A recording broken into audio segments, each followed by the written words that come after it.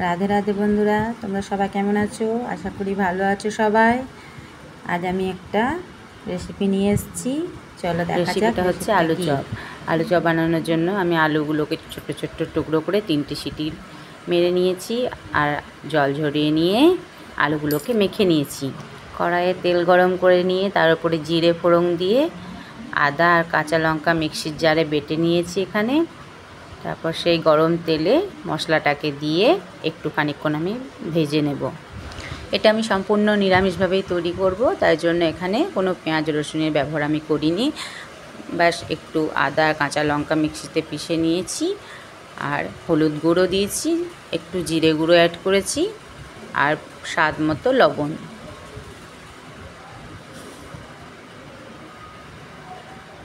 লবণ দেওয়ার পর মশলাটাকে আমি ভালোভাবে কষিয়ে নেব।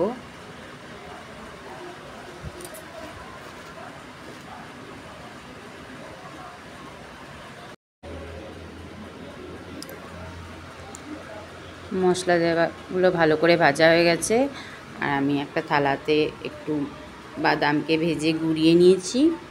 এবার মশলাগুলোর ভাজা হয়ে যাওয়ার পর আমি আলুটা এর সাথে পুরো মিলিয়ে নেব মশলার সাথে। দেখো তোমরা সবাই দেখতে পাচ্ছ পুরো আলুটাকে আমি কীভাবে এর সাথে মিলিয়ে নিয়েছি মশলার সাথে।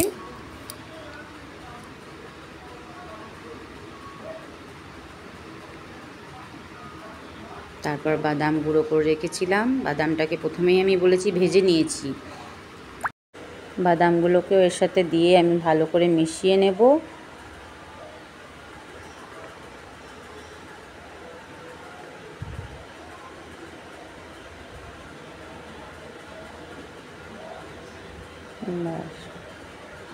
মেশানো হয়ে গেলে আমি এটাকে একটা থালার মধ্যে পুরো মেলে দেব, খুন্তির সাহায্যে ভালো করে এটাকে মেলে দেব। দেখো ঢেলে নিয়েছি। এবার আমি এটাকে, আর সবাই ভাববে এটাকে থালার মধ্যে কেন মেলে দিলে, এটা থালার মধ্যে ঢেলে ঠান্ডা করতে দিয়েছি। এরপরে আমি একটা বাটিতে বেসন নিয়েছি, বেসনটাকে জল দিয়ে ভালো করে মাখিয়ে নেব। এখন কিছু আমি বেসনের মধ্যে দিইনি, আগে মাখাবো পুরো জল দিয়ে বেসনটাকে পুরো মাখিয়ে বেসনটা একদম ফ্লফি হয়ে যাবে, তারপরেই আমি কিছু অ্যাড করব।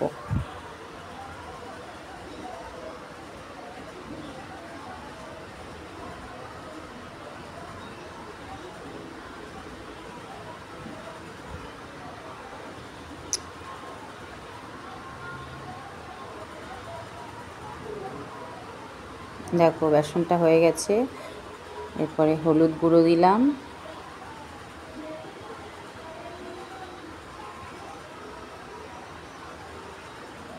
এরপর দেবো লবণ।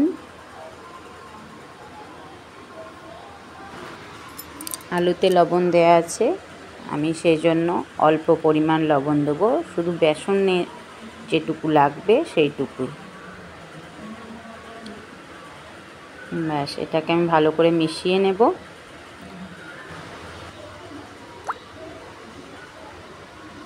এখানে আমি কড়াই বসিয়ে দিয়েছি, কড়াইটা গরম হয়ে গেছে, এতে এবার তেল আমি গরম করতে দেব। এখানে আমি আলুগুলোকে গোল গোল করে একটু হাতের সাহায্যে চারটা মতো চপের আকারে শেপ দিয়ে নেব।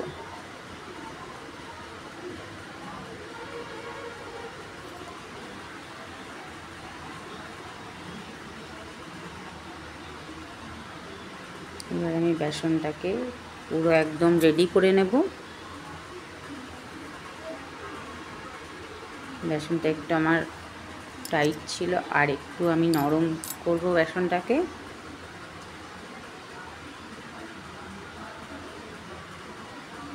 বেসনের ঘোলটা মোটা বেশি থাকবে না, না খুব মোটা না খুব পাতলা, মিডিয়াম একটা থাকবে। দেখতে পাচ্ছ তোমরা, হাতে করে উঠিয়ে দেখবে তাহলেই বুঝতে পারবে।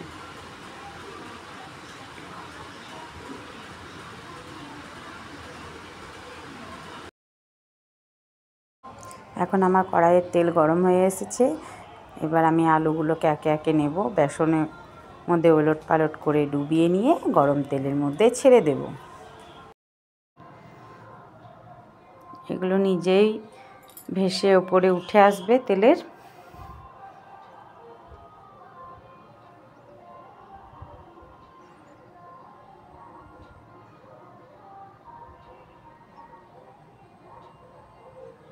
গ্যাসের ফ্লেমটা একটু আমি কম করে দেব, যাতে এগুলো আস্তে আস্তে ভাজা হয় এবং সুন্দরভাবে ভাজা হয় ভেতর অবধি।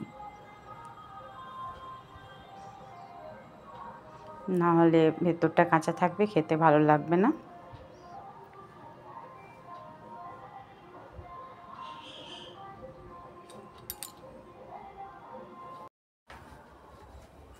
এবার এগুলোকে আমি উল্টে নেব। উল্টানোর পর দেখুন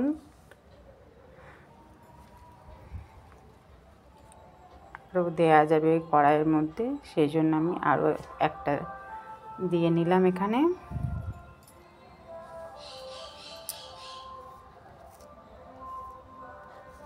দেখুন কালারটা কি সুন্দর এসছে যেগুলোকে উল্টেছি।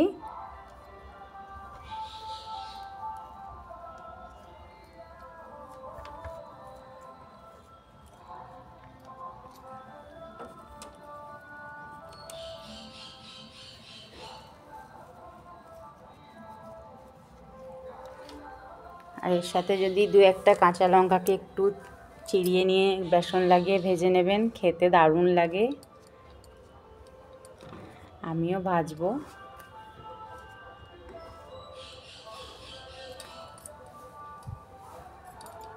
দেখুন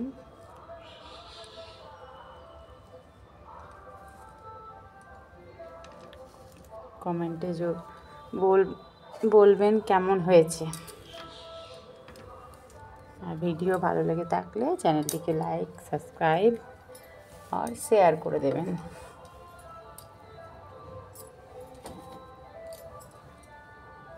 দেখুন লঙ্কাটা আমি ভেজে নিচ্ছি।